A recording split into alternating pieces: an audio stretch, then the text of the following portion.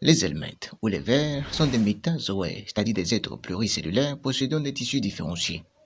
On les retrouve souvent sous la forme adulte de sexes mâles et femelles, sous forme larvaire et sous forme d'œuf. On les classe en deux catégories, d'un côté les vers plats appelés platelminthes et de l'autre les vers ronds appelés rentelminthes. Non, on les appelle nématelminthes ou encore nématodes. Les platelminthes sont classés en deux groupes, les cestodes, qui sont des vers plats segmentés, et les trématodes, eux, sont non segmentés. Ce sont des cestodes qui vont être à l'origine des téniasis, échinococoses et cysticercoses.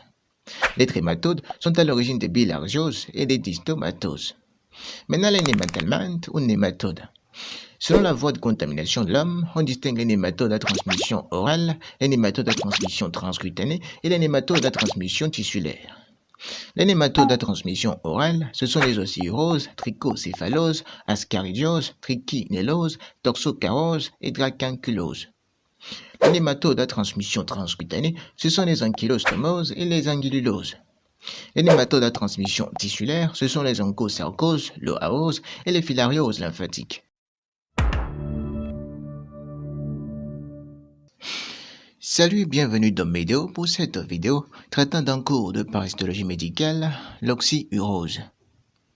L'oxyurose, encore appelée entérobiose, est une parasitose intestinale due à un nématode ovipare au nom de Enterobius vermicularis, communément appelé ocyure.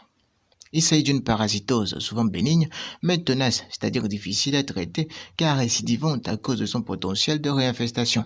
Elle est exclusivement humaine et beaucoup plus répandue dans la population infantile. Voyons l'épidémiologie. La morphologie de l'ossure révèle à l'état adulte une forme cylindrique de couleur blanchâtre, une cavité buccale limitée par 3 lèvres rétractiles débouchant sur un œsophage musculaire. Le mâle a une extrémité postérieure enroulée ventralement et terminée par un spicule. Quant à la femelle, elle possède une extrémité postérieure longuement effilée. Les œufs d'ossure ont une forme caractéristique, ovalaire mais asymétrique, avec un côté plat et l'autre convexe. Transparente et incolore, ils possèdent une coque lisse et fine, mais à double ligne bien nette. À l'intérieur des œufs, on trouve soit un embryon gyréniforme ou soit une masse granuleuse. Le terme gyréniforme se réfère à une forme enroulée ou spiralée. Dans le cas des œufs d'ossure, un embryon gyréniforme indique que l'embryon est bien formé et qu'il a pris une position enroulée. Cet embryon gyréniforme va donner par la suite un embryon vermiforme, c'est-à-dire un embryon qui ressemble à un ver, un embryon qui est plus mature et proche de l'éclosion. Par contre, la présence d'une masse granuleuse à l'intérieur de l'œuf signifie que l'œuf n'a pas encore formé un embryon distinct et donc immature. L'homme est le seul hôte et réservoir des ossures. La contamination se fait principalement par voie orale, par ingestion des œufs embryonnés, mais on peut aussi s'infecter par voie aérienne, par inhalation des œufs dans l'air et les poussières. Le cycle des ossures est direct et court. Les œufs embryonnés, une fois ingérés, traversent l'estomac et éclosent dans l'intestin grêle, donnant des larves. Ces larves migrent ensuite vers le gros intestin où ils se développent en vers adultes en environ 2 à 3 semaines. Suite à un accouplement, la femelle gravide migre vers la marge anale où elle pond des œufs et puis meurt. Les œufs, déjà embryonnés à la ponte, contiennent d'abord une masse granuleuse qui se développe ensuite en un embryon gyréniforme et puis vermiforme qui peut à son tour être à l'origine d'une nouvelle contamination et puis le cycle reprend. Voyons un peu la physiopathologie de l'ossurose, c'est-à-dire l'origine des principaux symptômes de l'ossurose. La femelle gravide, dans la marge anale, lors de la ponte des œufs, sécrète également des substances chimiques irritantes qui vont être à l'origine du principal symptôme observé dans les ossuroses. Il s'agit du prurit anal. Ce prurit anal intense pousse souvent les individus à se gratter.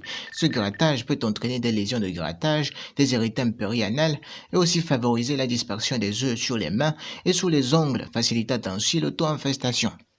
Chez les jeunes filles, la migration des vers vers la région vulvaire peut entraîner des irritations ou des infections urinaires. Et en raison de l'inconfort nocturne et de la perturbation du sommeil par les prurites, les enfants peuvent devenir irritables et présenter des troubles du comportement. Penchons-nous maintenant sur la clinique. Sur le plan clinique, on note un grand nombre de porteurs asymptomatiques de l'ossurose. Quand elle est symptomatique, elle se manifeste par le prurit anal, surtout vespéral et nocturne, des symptômes digestifs caractérisés par des douleurs localisées à la fosse iliaque droite associées à des diarrhées et vomissements, des troubles neuropsychiques caractérisés par des troubles de sommeil, des difficultés scolaires, des instabilités, agressivité et irritabilité.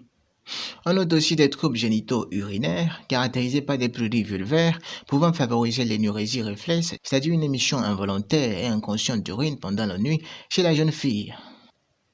L'ostéose peut se compliquer vers une appendicite, une vulvovaginite chez les filles, des infections urinaires, une salpingite, c'est-à-dire une atteinte des trompes, une endométrite, des convulsions et des crises épileptiformes.